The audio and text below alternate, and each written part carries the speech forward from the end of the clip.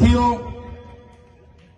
મંચ પર તમે જોઈ લો, જેટલા પણ અહીંયા આગેવાનો બેઠા છે, એ ચાહે ભંગિયા રાઠવા હોય, રાધિકા રાઠવા હોય, રાજેશભાઈ રાઠવા હોય, એ ચાહે પરેશભાઈ રાઠવા હોય, નિરંજન વસાવા હોય, નવસિંહભાઈ સરપંચ હોય કે અમારા નાગરભાઈ રાઠવા હોય, અમારા મુકેશભાઈ બારિયા હોય કે ચૈતરભાઈ વસાવા હોય, હર હંમેશ અમે લોકો માટે અવાજ ઉઠાવતા તમે જોયા હશે.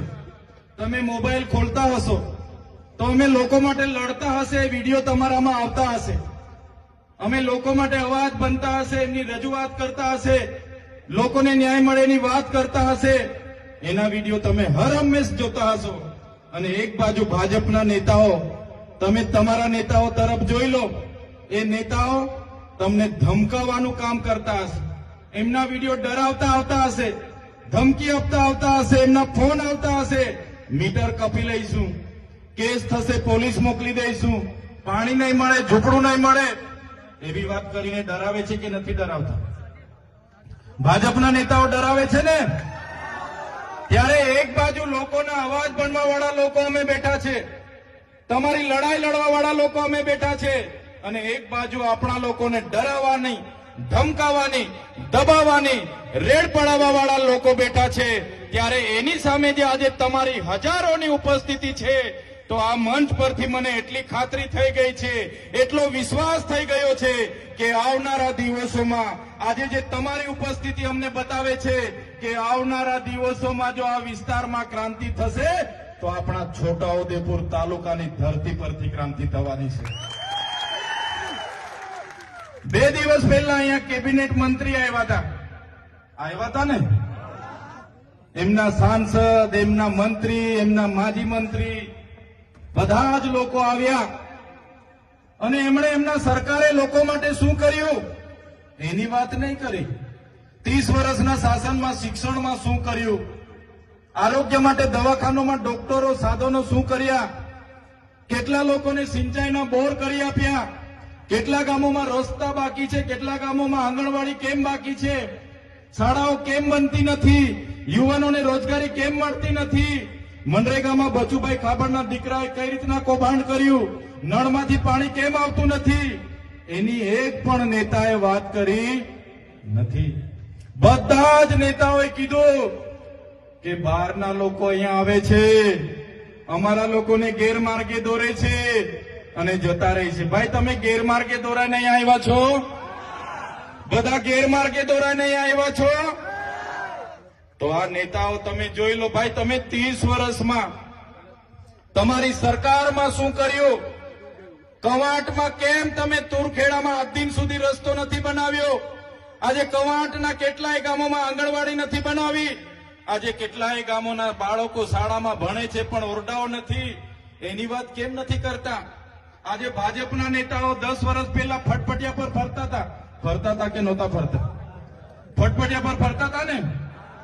બધાને આજે 4 વ્હીલો થઈ ગઈ, 2-2, 3-3 જગ્યાએ બંગલા થઈ ગયા, પણ આપણા બાળકો માટે આંગણવાડી થઈ નથી. આપણા બાળકો ભણવા માંગે છે, એમના સાંસદના પંપ થઈ ગયા. બહારથી આવેલા મંત્રીએ તો જ્વેલર્સમાં પાર્ટનરશિપ લઈ લીધી, સાપુતારામાં હોટલો ખોલી દીધી, બોમ્બેમાં હોટલો ખોલી દીધી, પણ આપણા બાળકો માટે નિશાળનો ઓરડો બન્યો નથી. ત્યારે આદિવાસી બજેટમાંથી કરોડો રૂપિયા કમાઈને બેઠેલા, કરોડો રૂપિયા ખાઈને બેઠેલા, તાજા માજા થયેલા નેતાઓ અહીંયા આવે છે અને ચૈતર વસાવા આમ કરે, તેમ કરે, ફલાણું કરે, ઢીકણું કરે. અમે એમને કહેવા માંગીએ છીએ, જો તમે આધા ડુંગરનો પ્રોજેક્ટ આજે ને આજે રદ કરાવી દો, લેખિતમાં અમને આપી દો, તમે કવાંટની તમામ આંગણવાડીઓ બનાવી દો, તમે 28 ગામને જે પ્રોજેક્ટ એમઓયુ એનટીપીસી સાથે થયું છે રદ કરાવી આપો, તમે આ વિસ્તારમાં રોજગાર આપી દો, તમે નર્મદાનું પાણી અહીંયા આપી દો, તમે રામી ડેમના વિસ્થાપિતોને વળતર નથી વળતર આપી દો, તમે હાપેશ્વરમાંથી અમારા લોકોને પાણી આપી દો, તે દિવસે ચૈતર વસાવા તમારા બધા જ નેતાઓના જાહેર મંચ પરથી વખાણ કરવા પર તૈયાર છે. તમારે કંઈ કરવું જ નથી અને અમે આવીને અમારા લોકોને ન્યાયની વાત કરી એટલે તમે ચૈતર વસાવા આમ છે તેમ છે ફલાણું છે ઢીકણું છે કરો છો. સાથીઓ, આ લોકોની હકીકત શું છે તમને ખબર નહીં હશે. અત્યાર સુધી આ લોકોએ 5 વર્ષ ધારાસભ્યમાં કોંગ્રેસ વાળાને મોકો આપે, 5 વર્ષ ભાજપ વાળો રાજ કરે, 5 વર્ષ તાલુકાનો પ્રમુખ કોંગ્રેસનો બને, 5 વર્ષ ભાજપનો બને. આવી રીતના આઝાદીના 78 વર્ષ સુધી આપણા લોકોનો ઉપયોગ કર્યો છે. હવે અમારા જેવા લોકો આવ્યા અને અમારા જેવા લોકોએ હિસાબ માંગ્યો કે ભાઈ તમે મનરેગામાં આટલું મોટું કૌભાંડ કેમ કર્યું, ભાઈ તમે નલ સે જલમાં કૌભાંડ કેમ કર્યું, ભાઈ તમે કોને પૂછીને આંબા ડુંગરમાં 28 ગામોને વિસ્થાપિત કરવાનો પ્રોજેક્ટ લાવ્યા છો, ભાઈ તમે કેમ હાઇડ્રો પ્રોજેક્ટ લાવ્યા છો, ભાઈ તમે અહીંયા પુલ કેમ નથી બનાવતા પાવી જેતપુરનો, ભાઈ તમે તુરખેડાની બહેનો માટે રોડ કેમ નથી બનાવતા, ભાઈ તમે અહીંયા દવાખાનામાં ડોક્ટરો કેમ નથી મૂકતા. એમ કરીને અમે આવીને સરકારમાં રજૂઆત કરીએ એટલે આ લોકોને ગમતું નથી. એ લોકોને એવું છે કે ભાઈ આપણે તો મામા ભાણિયા બનીને રાજ કરતા હતા, હવે ત્રીજો મોરચો આવી ગયો છે. થયું કે નહીં થયું? એ લોકોને અત્યાર સુધી મામા ભાણિયાએ કીધું કે ગુજરાતમાં ત્રીજો મોરચો નથી ચાલવાનો, ત્રીજી પક્ષ નથી ચાલવાનો, એવો પ્રચાર હતો ને આ લોકોનો. ત્રીજો મોરચો ચાલવાની વાત તો દૂર, આ ત્રીજો મોરચો દોડવા લાગ્યો છે કૌમાટમાં. આજે આખા બજારમાં દોડી ફરે છે. આજે ત્રીજો પક્ષ આખા ગુજરાતમાં દોડે છે. એટલા માટે આ લોકોને ડર પણ પેસી ગયો છે કે ભાઈ હવે તો મામા ભાણિયા આપણે વેવાય હતા, વેવાય વટુલોમાં 5 વર્ષ તમે કરતા હતા, 5 વર્ષ મારો વારો હતો. હવે તો આ બધા નવા આવ્યા છે, એ લોકો હવે લઈ જશે. એટલે બંને બાજુના નેતાઓ ભેગા થઈને એકલા ચૈતર વસાવાના અમારા ટીમોને રાતે પણ યાદ કરે છે. રાતે ઊંઘમાં પણ અમે દેખાઈએ છીએ, રાતે સપનામાં પણ ચૈતર વસાવા દેખાય. એટલે રાતે ઉઠીને 1 ગ્લાસ માટલાનું પાણી પીવું પડે ને સવારે અમે ઉઠીને જોઈએ તો મોબાઈલમાં એ લોકોના વિડીયો આવી જાય છે. સવારે એ લોકોના વિડીયો મારા મોબાઈલમાં આવી જાય છે. હા, પેલા બાજુના સાંસદો પણ, આ બાજુના સાંસદો પણ, મંત્રીઓ તંત્રીઓ ચૈતર વસાવા, ચૈતર વસાવા, ચૈતર વસાવા, ચૈતર વસાવા. એટલે અમારા જેવા સામાન્ય પરિવારના લોકો રાજનીતિમાં આવ્યા.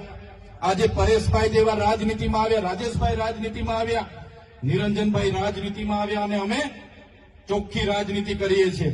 ઈમાનદારીપૂર્વક, પ્રમાણિકપૂર્વક અમારા લોકોને ન્યાય મળવો જોઈએ એની વાત કરીએ છીએ, શિક્ષણ મળવું જોઈએ એની વાત કરીએ છીએ. એટલા માટે હવે આ લોકોને ખબર પડી કે આપણી તો સત્તા જવાની, આપણી તો ખુરશી જવાની. અત્યાર સુધી તો ખોટું બોલી બોલીને મત લીધા, હવે ચાલવાનું નથી. ત્યારે આજે નેતાઓ પણ રોડ પર ઉતરીને 2 હાથ જોડે છે. આજે રોડ પર ઉતરીને ડિસ્કો કરે છે, નાચડું કરે છે. આવનારા દિવસોમાં અમારી ટીમ એટલી મહેનત આ વિસ્તારમાં કરશે તમારા માટે, એટલા પ્રયાસ આ વિસ્તારમાં કરશે કે તમારા સાંસદ, તમારા મંત્રી તંત્રી, તમારા તલાટી કમ મંત્રી તમને નહોતા મળતા ને, થોડા દિવસ ખાલી અમને આપો, આ તમારા મંત્રી તંત્રીઓ તમારા ગામડે ગલીએ ગલીએ અમે ફરતા કરી દઈશું. એ લોકો ચૂંટણી આવે અને બહાર નીકળતા હતા, હવે તમારા 12માં પણ આવશે, તમારી ભજનમાં પણ આવશે, તમે છઠ્ઠીમાં બોલાવશો છઠ્ઠીમાં પણ આવશે, અને તમે કહેશો ભાઈ ગોદ ભરાય છે તો તેમાં પણ આવશે, કહેશો કે ભાઈ આણું છે આણુંમાં આવજો તો આણુંમાં પણ આવશે. કેમ કે ત્રીજો મોરચો ચાલવા લાગ્યો છે, દોડવા લાગ્યો છે. એમની ખુરશીઓ અને સત્તાઓ જતી રહેવાની છે, એટલા માટે આ લોકો આજે અમને ટાર્ગેટ કરે છે. પણ મારા સાથીઓ, અમે કેમ કવાંટમાં આવીએ છીએ? અમે કવાંટમાં એટલા માટે આવીએ છીએ, અમારે તુરખેડામાં અમે તે વખતે ગયા, અમારી જયારે યુવાન દીકરી, અમારી બેન રસ્તો ન હોવાથી એને એમ્બ્યુલન્સ ન પહોંચી, ડિલિવરીની પીડાથી એની પીડા ઉપડી અને ગામના યુવાનો ઝોલીમાં લઈને જતા હતા. એ બેન રસ્તામાં મરી ગયા. એ બેનના ઘરે હું ગયો અને દીકરો નાનો હતો, એ દીકરો રડે, એનો પરિવાર રડે, ત્યારે અમે બેનનું દુઃખ અમે મહેસૂસ કરીએ છીએ.